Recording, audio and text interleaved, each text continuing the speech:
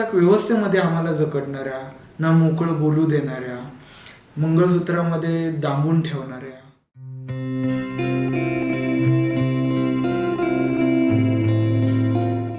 प्रश्न पडला का घरातल्या कुठल्या कुटुंबातल्या महिलांना की बाबा आपल्यामध्ये जर मणिपूरला होऊ शकतं तर माझ्या घरात का नाही इथं होऊ शकत?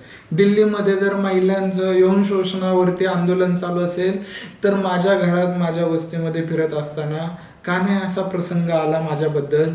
तर प्रशासकीय व्यवस्था मला न्याय देईल का? हा राजकीय नेता मला न्याय देईल का? याच्यावरती आपण बोललो का?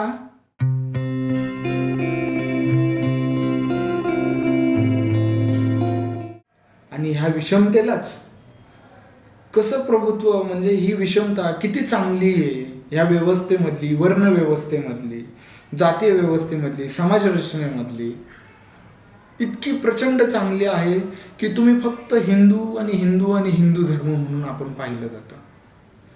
हिंदू संस्कृती, हिंदू हिंदू हिंदू, प्रचंड धार्मिक उन्माद. मुस्लिम म्हणलं की त्याला शिव्या द्या, महिला म्हणली की तिला ट्रिपल तलाकाबद्दल बोला, असंख्य बहुपत्नीत्वावरून मुस्लिमांना छेडत राहा, ख्रिश्चन म्हणून ख्रिश्चनांना आम्हाला धर्म बाटवला म्हणून बोलत राहा. त्या चेंबरच्या झाकणामध्ये कोंडून मेले. आजही मॅन्युअल स्कॅव्हेंजिंग म्हणजे महिला साफ करणारे, डोक्यावरून महिला वाहणारे, गटारीमध्ये उतरणारे, तुंबलेले चेंबर साफ करणारे, ही बांधव, ही माणसं माझी आजही जाती व्यवस्थेत जखडलेली आहेत बरं का. मग अशा वेळेस आपण कुठल्या दृष्टिकोनातून म्हणणार की आम्ही सगळे एक, हिंदू आम्ही सारे एक? ही व्याख्या लय भारी आहे, मतं मिळवण्यासाठी तर लय भारी आहे. कसं सांगतोय बघा की महिलांच्या अधिकाराबद्दल ते नाही, पण सत्तेत भाग किती आहे? येणाऱ्या लोकसभेत त्यांचा आकडा काढा, तुम्हाला आकडा काढा, मी विचारत नाही. यूट्यूब चॅनलच्या आपल्या कमेंट बॉक्समध्ये सांगा महिलांना किती सहभाग दिलाय 2014च्या 2019च्या बघा. आणि मग त्याच्यावरून ठरवा की आपण कोणत्या व्यवस्थेतला बळी पडतोय. दगडूशेठ मंदिर ह्याचा उदा केला गेला, साहजिक आहे सर्वांचं श्रद्धास्थान, पण कसबापेठ कसबा गणपती सुद्धा हा एक ग्रामदैवत म्हणून इथे पाहिलं जातं. पण ह्या सांस्कृतिक वादामध्ये अथर्व शीर्षण पठण करण्यासाठी 33,000 महिला आल्या. बघा ना केवढी कमालीची गोष्ट आहे की त्याच्या समोरच भिडेवाड्यामध्ये मुलींची पहिली शाळा भरली. तो मोडकळीस आला होता, तर नुकताच त्याला राष्ट्रीय स्मारक म्हणून घोषणा केली आणि आता त्याचं महानगरपालिकेच्या अधिकृतरित्या हस्तांतरित झालं. त्यावेळेस मी तिथे होतो, तो वाडा पाडताना, हस्तांतरित करत असताना.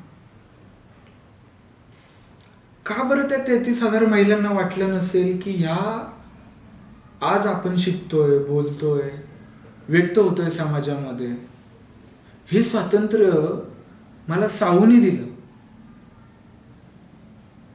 त्या साऊची आठवण नसेल का आली या महिलांना?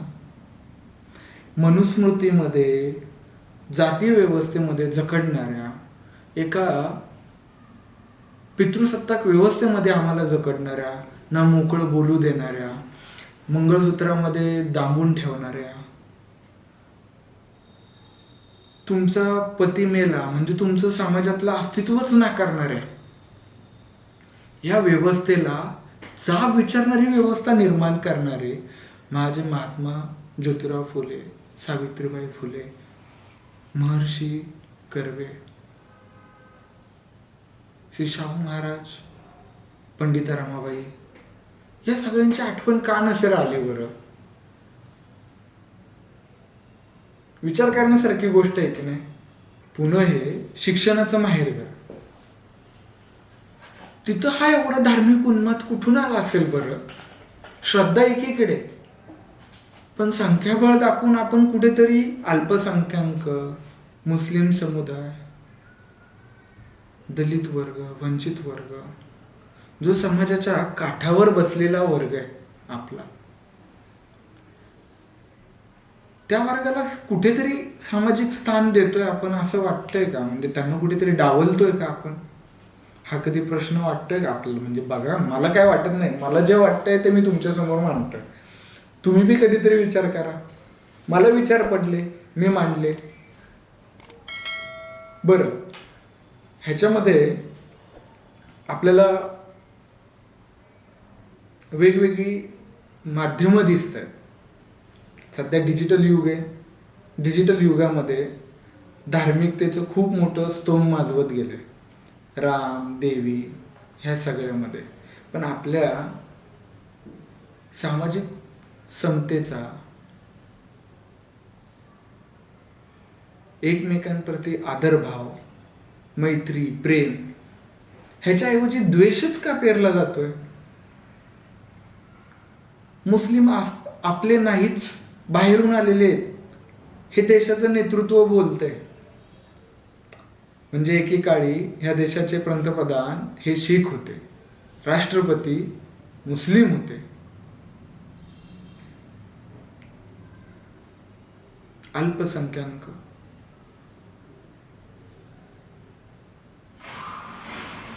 गंगा जमुना सरस्वती ही तहजीब आपली वेगवेगळ्या संस्कृतींना सगळ्यांना शक आले, होऊन आले.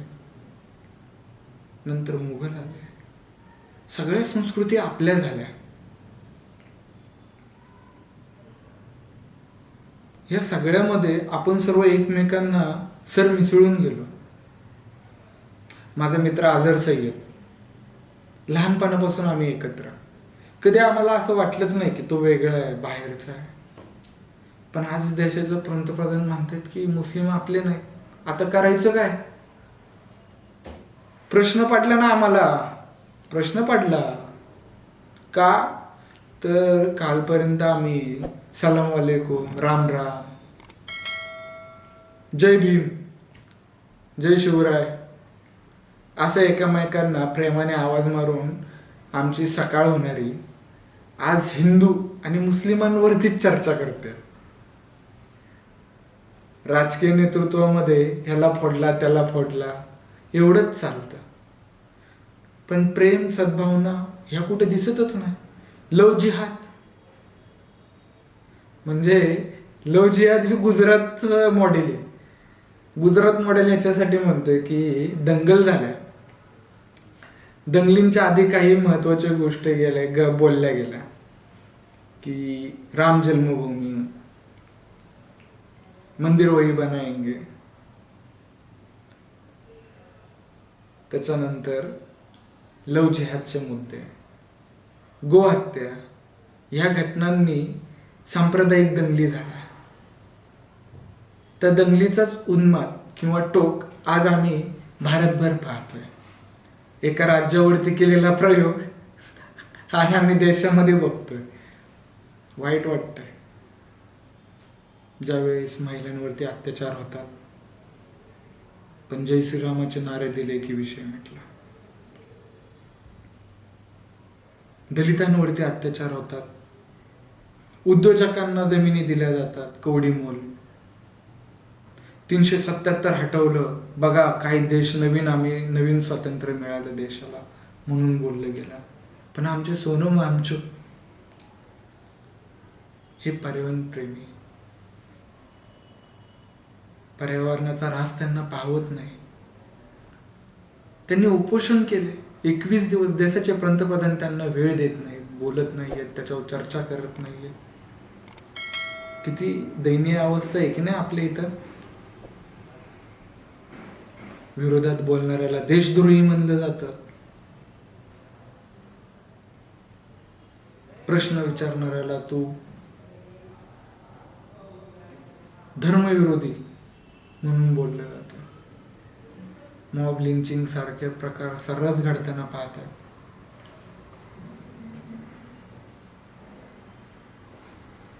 प्रश्न पडतो वर्चस्ववाद.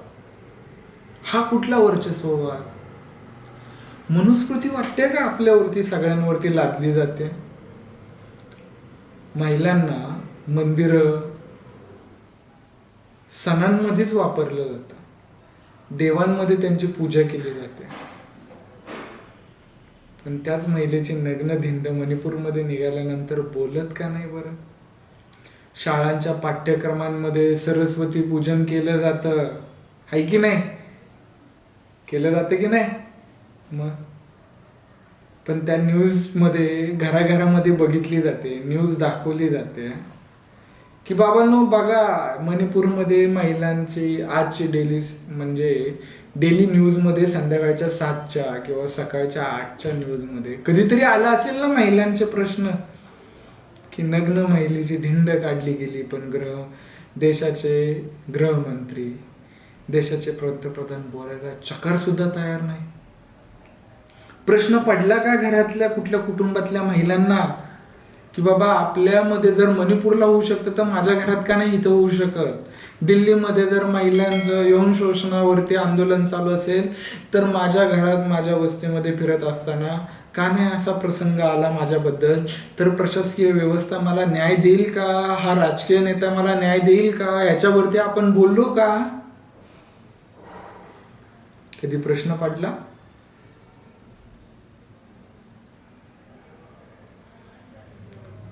खैरलांचे प्रकरण झालं, आजही महाराष्ट्र हादरतो त्या गोष्टीने विचार केला तरी. इथं अख्खं राज्य जाळलंय आणि आपला नागरिक बोलायला तयार नाही. मंदिर बांधलं म्हणून प्रचंड धार्मिक उन्मादाने डीजे, ताशय, नगारे वाजवले गेले, पण आपल्या माता भगिनींची आबरू लुटली त्याच्याबद्दल किती चौकांमध्ये विचारलं गेलं, किती राजकीय नेत्यांना धारेवर धरलं गेलं. विचार करा ना. निवडणुका आल्यात, निवडणुकांमध्ये हे प्रश्न ऐरणीवरती आलेत का? अवकाळी पाऊस, दुष्काळ ह्या सगळ्यांना सामोरं जात असताना तो शहरामध्ये येतोय, स्थलांतरित होतोय. ह्या स्थलांतरितांच्या रोजगाराच्या प्रश्नांवरती किती बोललं गेलंय, आपण विचार केलाय का? प्रश्न पडलाय का?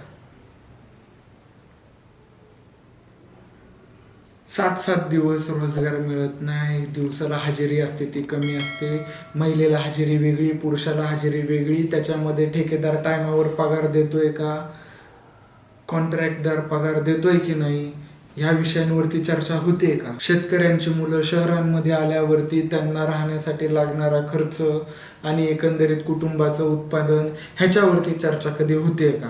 फक्त जातीय व्यवस्थेवरती, धार्मिक उन्मादावरती आणि मंदिर वही बनाएंगे वरतीच सगळे प्रश्न सुटतील का आपले? एकदा विचार करा. कोणत्या संस्कृतीचं आपण प्रतिनिधित्व करतोय? अरे पार्लमेंटचं आपल्या इथं उद्घाटन झालं, त्या उद्घाटनाला राष्ट्रपती द्रौपदी मुर्मू यांना बोलवलं गेलं का? देशाचे पहिले नागरिक म्हणून सगळीकडे आपण त्यांचं प्रतिनिधित्व स्वीकारतो, ह्या संविधानाने त्यांना दिलेला अधिकार आहे. महिला विधवा आहे, देशाचे प्रतिनिधित्व आहे, पहिली नागरिक आहे, पण कोनशिला रचताना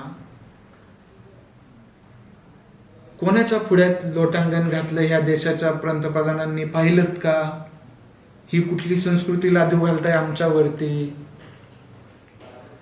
नक्कीच महिला सक्षमीकरण झालंय का? ह्याच्यावरती तुम्ही कधी बोललात का? विचार करा. त्याची उत्तर कमेंट बॉक्स मध्ये द्या.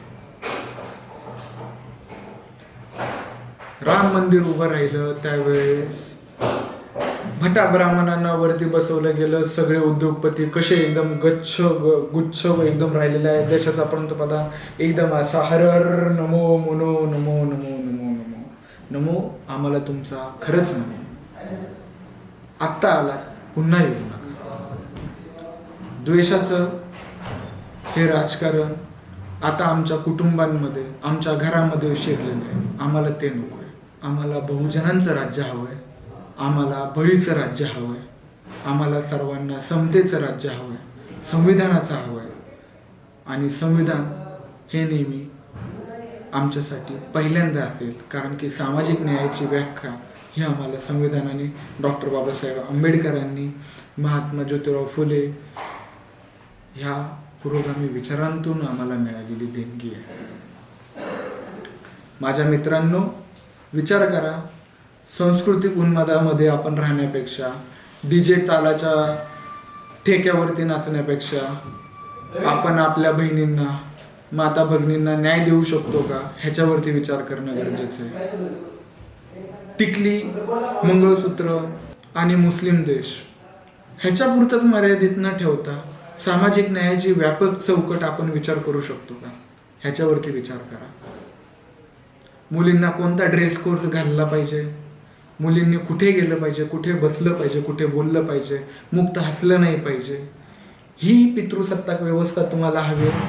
हा वर्चस्ववाद तुम्हाला हवाय का समानतेने संविधानाने दिलेला मुक्त हास्य, प्रेम, समभाव, समता ह्याच्यावरती पाहिजे? विचार करा. शेंडी जानव्यामध्ये आपण फसत चाललोय ह्याचा विचार करा.